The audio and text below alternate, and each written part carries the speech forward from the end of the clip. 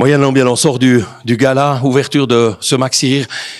Comme on dit, on ne doit pas dire des gros mots, mais putain, qu'est-ce que ça fait du bien de retrouver du monde. Ah bah oui, c'est clair, de retrouver le public et puis de retrouver aussi les copains, parce que c'est quasiment le premier gala qu'on fait où on se retrouve de nouveau les humoristes tous ensemble. Et c'est vrai que c'est assez génial. Puis j'ai découvert quelques personnages, Thibaut Agoston, Julien Songeon, sont super, c'est jeune. Gala, c'est une énergie un peu différente. Tu as fait des galas ici, tu as fait des spectacles en solo, c'est complètement différent. Oui, c'est différent parce que tu joues peu de temps. Toi, je fais 8 minutes. T'as l'énergie de tout un spectacle qui est concentré sur 8 minutes. Donc, et puis après, tu regardes les autres. C'est ça qui est assez sympa, vraiment. Tu vas revenir jeudi. Ça c'est un petit teaser pour ton nouveau spectacle que tu as commencé à tourner il y a quelque temps déjà, mais ça a été passablement arrêté, perturbé par la pandémie. Tu es dans quel état aujourd'hui? Écoute, ça va pas mal. Ça va, j'ai eu le Covid il y a une semaine. Donc là, je suis en train de me remettre. Donc ça va être très bien pour jeudi. Oui, alors c'est un spectacle que j'ai eu la chance de faire 3 premières et 3 dernières. Tu vois, c'est la première fois dans une tournée que je peux faire 3 premières différentes à 6 mois d'intervalle. Donc là, maintenant, on est rodé. C'est cool. Il y avait Florent Bernheim qui était avec moi ce soir. Et j'aimerais jouer beaucoup de jeudi pour faire lever cette salle. Alors, Florent nous disait tout à l'heure, c'est ton guitariste, hein, c'est le musicien qui t'accompagne sur scène. Ça sera un peu plus intimiste vu qu'il y aura un musicien avec toi et pas tout un groupe comme il y a eu dans certaines tournées. Alors Florent a pas besoin d'un groupe pour que ça déménage, hein, je peux vous dire, c'est un super guitariste. Non, ça va déménager, vous inquiétez pas. Je fais un peu de batterie et il fait un peu de guitare, donc ça va le faire. Franchement, on n'a pas besoin d'être 7 sur scène. Regardez les affiches tout à l'heure avec Loïc à la caméra. T'es pratiquement sur 60% des affiches de l'histoire du Maxi Rire. Hein. Là, la première en 2008.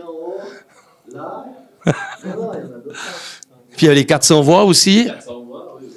Ouais, t'es un peu à la maison ici. J'ai fait avec Marc Denemonet, avec les 400 voix, on avait fait Valait la peine de venir, mais il y a bientôt 10-15 ans. Plus les One Man Show. Oui, on a fait plein de choses ici. Ouais, c'est chouette. Mais j'étais pas dans la première version de Maxi Rire, mais mon ancien manager et technicien Pierre-Alain Fumeau a vraiment participé à la conception de ce festival. Et donc j'étais là, même si je jouais pas, j'étais quand même dans l'environnement intime de ce festival à ses débuts. Beaucoup d'artistes nous disent que Champéry, c'est un peu particulier. Vous êtes valaisan, vous jouez à la maison. Est-ce qu'il y a quelque chose de vraiment spécial ici dans le Val d'Illier? Bah évidemment, de toute façon, c'est déjà les bénévoles. On est toutes les fois accueillis superbement et puis on les connaît avec les années, évidemment.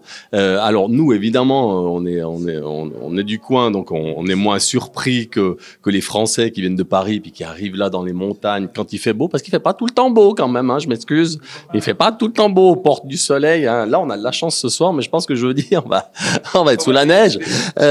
Mais oui, c'est ça, c'est le cadre qui est absolument génial aussi. Et puis, ils vont faire des tours en hélico. Et puis, non, c'est l'accueil qui fait les festivals. Un mot sur tes projets, Yann. J'imagine que là, tu vas encore jouer ton spectacle quelque temps, peut-être en début de l'année prochaine. Et par la suite, il y a déjà des projets qui mûrissent. Déjà, il y a tous les jours la radio, encore, hein, quand même. Ça fait bien. Je vais attaquer ma 7e année de FM tous les matins. On va continuer ce spectacle, effectivement. Je vais faire une petite pause de spectacle juste en janvier, février, mars de l'année prochaine, parce que je vais faire une revue à Montreux avec Cuchet Barbeza, Marc Denemonet, Nathalie Devantet et Jenny Laurent. On va faire puis ce sera dans un autre cadre que ce qu'ils ont fait jusqu'à maintenant. On va faire un truc complètement nouveau, donc ça c'est assez motivant.